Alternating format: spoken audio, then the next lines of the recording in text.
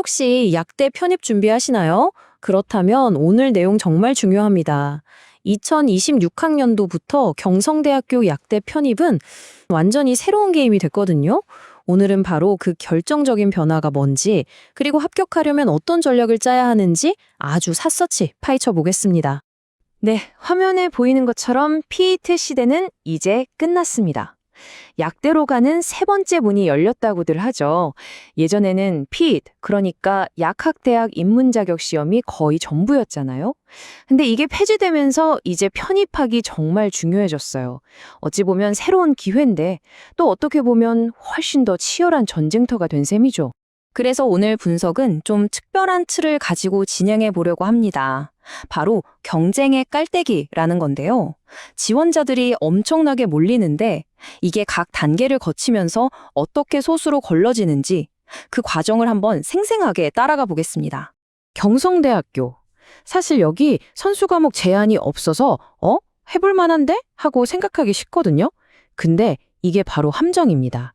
선수 과목 요건이 없다는 말은 반대로 말하면 딱 몇 가지 핵심 점수로만 모든 게 결정된다는 뜻이에요. 훨씬 더 살벌한 경쟁이 기다리고 있다는 거죠. 자, 그럼 그 경쟁의 깔때기 첫 번째 관문부터 한번 들여다볼까요? 2026년부터 입구가 확 좁아졌다고 말씀드렸는데 도대체 뭐가 어떻게 바뀐 걸까요? 딱 두 가지 변화가 있는데 이게 본격적인 레이스가 시작되기도 전에 판 자체를 완전히 뒤집어 놨습니다. 바로 이겁니다. 2025년과 2026년을 비교해 보세요. 가장 큰 차이 두 가지가 눈에 띄죠. 첫째는 학사 편입이 없어지고 일반 편입 하나로 통일됐다는 거. 그리고 두 번째는 최소 토익 점수가 800점에서 850점으로 올랐다는 점입니다. 뭐 고작 50점 오른 거네 라고 생각하실 수도 있는데 천만에요. 이 두 가지가 만나서 엄청난 연쇄 반응을 일으킵니다. 지금부터 그걸 보여드릴게요. 바로 병목 현상이 생기는 겁니다. 예전에는 일반 편입이랑 학사 편입 이렇게 길이 두 개였잖아요. 그런데 이제 학사 편입이라는 길이 아예 없어진 거예요. 그럼 어떻게 될까요? 이미 대학을 졸업한 스펙 좋은 지원자들이 전부 일반 편입이라는 이 하나의 길로 쏟아져 들어오는 거죠. 경쟁자들의 수준 자체가 그냥 차원이 달라지는 겁니다. 그럼 이런 질문이 생기죠. 토익 850점만 넘으면 되는 거 아니야? 글쎄요. 데이터는 아주 단호하게 아니요라고 말합니다. 이렇게 최상위권 지원자들이 몰리는 판에서 최소 점수는 말 그대로 그냥 지원할 수 있는 자격일 뿐이에요. 합격 안정권이랑은 거리가 멀죠. 그러니까 절대 잊지 마세요. 최소 점수는 여러분의 목표가 아니라 그냥 통과해야 할 첫 번째 허들일 뿐입니다. 그럼 몇 점을 목표로 해야 할까요? 네, 바로 950점 이상입니다. 이건 뭐랄까 비공식적인 합격 안정권 점수라고 보시면 돼요. 그냥 단순히 나 지원 자격은 돼 수준이 아니라 나 이 판에서 한번 제대로 붙어보겠어 하려면 영어 점수는 거의 만점을 목표로 해야 한다는 결론이 나옵니다. 이렇게 빡센 영어 점수라는 첫 번째 필터를 통과했다고 칩시다. 그럼 끝일까요? 아니죠. 이제 진짜 거대한 필터가 기다리고 있습니다. 바로 당락을 결정하는 필답고사입니다.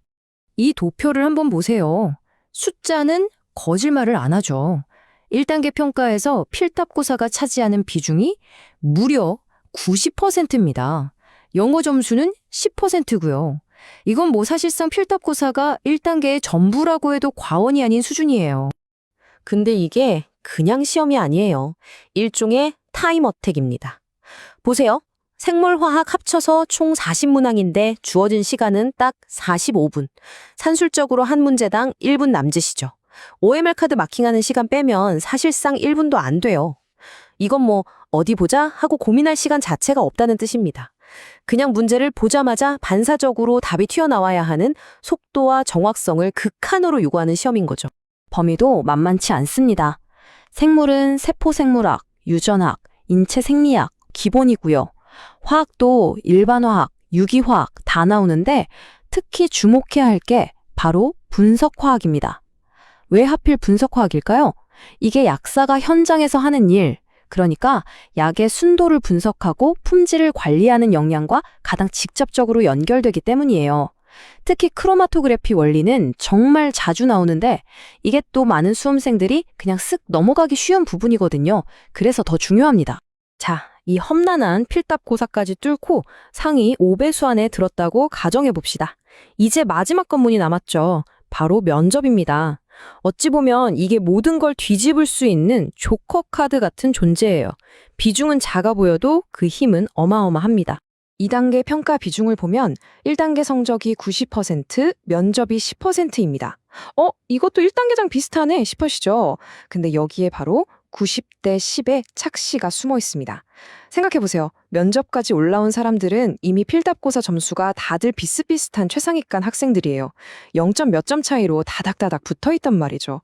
이런 상황에서는 20%짜리 면접 점수가 합격과 불합격을 가르는 사실상 최종 결정타가 되는 겁니다. 이 표를 보면 더 확실해집니다. 동점자가 나왔을 때 누굴 합격시킬 거냐 그 우선순위가 바뀌었어요.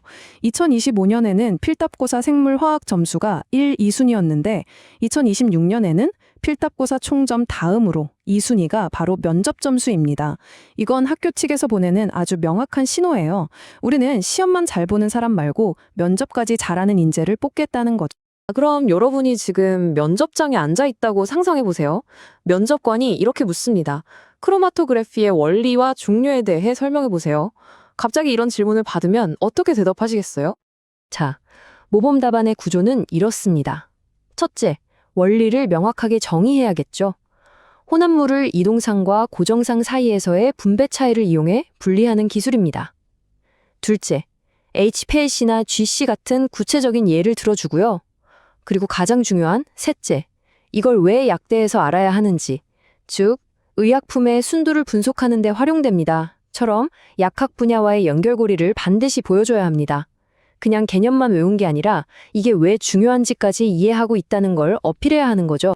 그리고 합격생들이 공통적으로 하는 꿀팁이 하나 있어요. 바로 당황스러운 질문을 받았을 때 어설프게 바로 대답하려고 하지 말고 잠시만 생각할 시간을 주시겠습니까? 라고 말하는 겁니다. 이게 오히려 당황하지 않고 침착하다는 인상, 그리고 자신감 있는 태도로 비춰진다고 해요. 아주 중요한 전략이죠. 자, 지금까지 경성대 약대 편입의 새로운 판을 쭉 훑어봤습니다. 그럼 이 모든 정보를 가지고 우리는 뭘 어떻게 해야 할까요? 여러분을 위한 최종 합격 로드맵 딱 3단계로 정리해드리겠습니다. 첫 번째, 영어 점수는 그냥 넘기는 게 아니라 완벽하게 만들어야 합니다. 950점 이상을 목표로 해서 여기서 손해보는 일이 아예 없도록 해야 해요. 두 번째, 필답고사는 그냥 잘 보는 게 아니라 압도해야 합니다. 핵심 개념을 완벽하게 마스터하고 시간을 재면서 푸는 타임어택 훈련을 정말 무자비할 정도로 반복해야 합니다. 그리고 마지막 세 번째, 면접이라는 조커 카드를 미리 준비해야 합니다. 예상되는 기술 질문이나 인성 질문에 대한 답변을 미리 만들어 두는 거죠. 이 마지막 10%를 내 승리의 패로 만드는 겁니다. 이제는 그냥 열심히만 해서는 안 돼요. 이 새로운 깔때기의 각 단계를 통과할 수 있도록 아주 영리하게 준비해야 합니다. 게임의 규칙은 명확해졌습니다. 경성대학교 약학대학으로 가는 길이 어떻게 바뀌었는지 그 지도는 이제 여러분 손에 있습니다. 이제 여러분은 이 새로운 지도를 가지고 자신만의 합격 루트를 어떻게 다시 설계하시겠습니까? 여러분의 성공적인 도전을 응원하겠습니다.